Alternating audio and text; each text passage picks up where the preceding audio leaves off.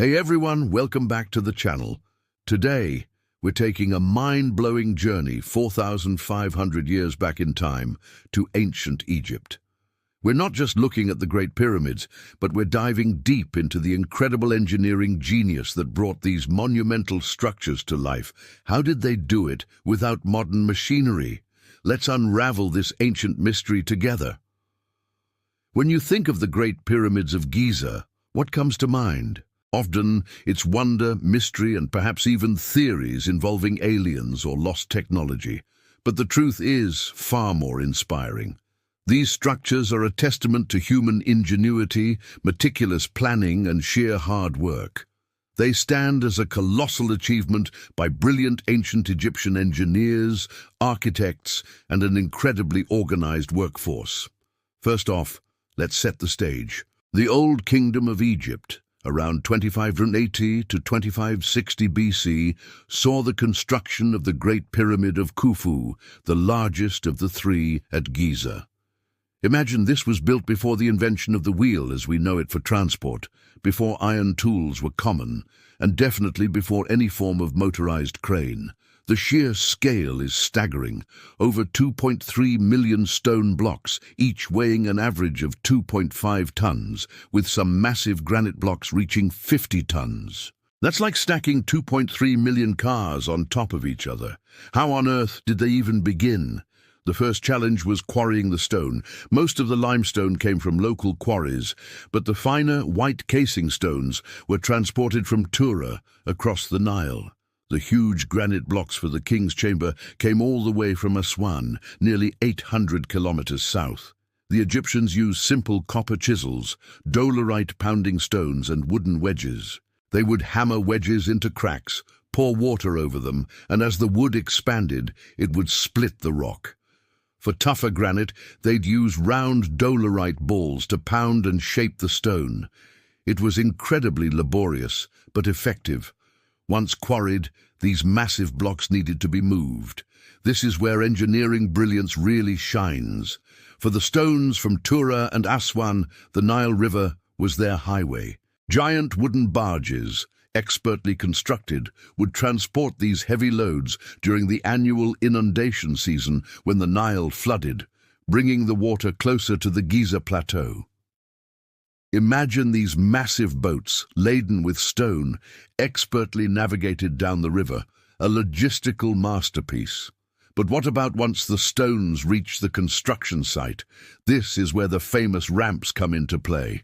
While no definitive ramp design has been found, archaeological evidence and theories suggest several ingenious methods. The most widely accepted theory involves a combination of straight and spiraling ramps. A long, straight ramp might have been used for the lower levels. As the pyramid grew taller, a spiraling ramp wrapping around the pyramid's core or an internal ramp system could have been employed. Recent discoveries at a quarry site even hint at a unique ramp system that utilized sleds, ropes, and a series of wooden posts to haul blocks up steep inclines, doubling the number of people who could pull a single sled and significantly reducing the effort required. Picture this: thousands of workers, not slaves as often portrayed, but skilled laborers, farmers, and artisans organized into highly efficient teams. They lived in purpose-built villages near the pyramids, complete with bakeries, breweries, and even medical care.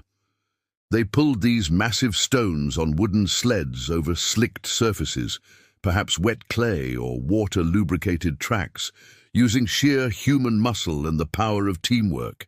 The coordination required for this scale of operation is simply mind-boggling. Think of the precise timing, the communication, the leadership needed to move millions of tons of stone with such primitive tools. Another critical aspect was precision. How did they get the sides so perfectly aligned with the cardinal points and the base so incredibly level?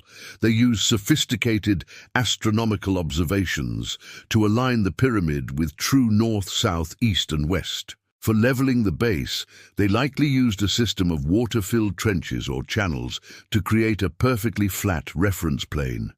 They then used simple but effective tools like plumb bobs, set squares, and sighting poles to ensure each block was placed accurately. The corners of the Great Pyramid are so perfectly square that the difference in length between the longest and shortest sides is less than 0.1%. This level of accuracy is astounding even by today's standards. And what about the internal structure?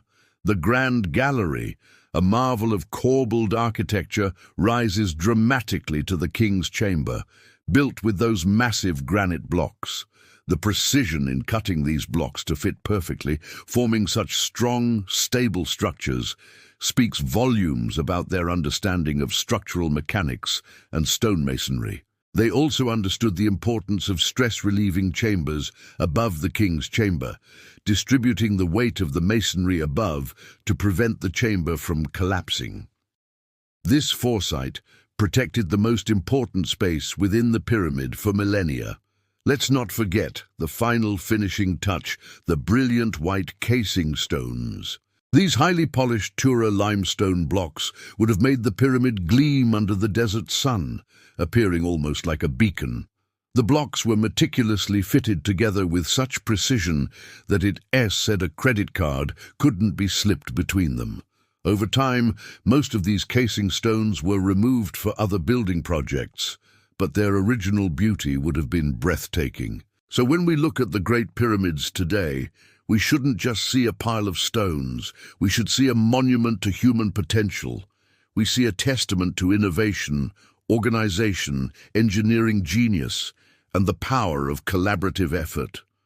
It's a powerful reminder that with determination, intelligent design, and teamwork, even the most monumental challenges can be overcome. It wasn't magic, it was brilliant engineering, applied with incredible dedication. Isn't that just incredible? These ancient engineers didn't have computers or power tools, but they had an unparalleled understanding of their materials, their environment, and how to harness human labor effectively. Their legacy continues to inspire us today. What do you think is the most astonishing engineering feat of the ancient Egyptians? Let me know in the comments below. If you enjoyed this journey into ancient history and engineering, please give this video a big thumbs up, share it with your friends, and don't forget to subscribe for more fascinating content. Hit that notification bell so you don't miss our next adventure. Thanks for watching, and I'll see you in the next one.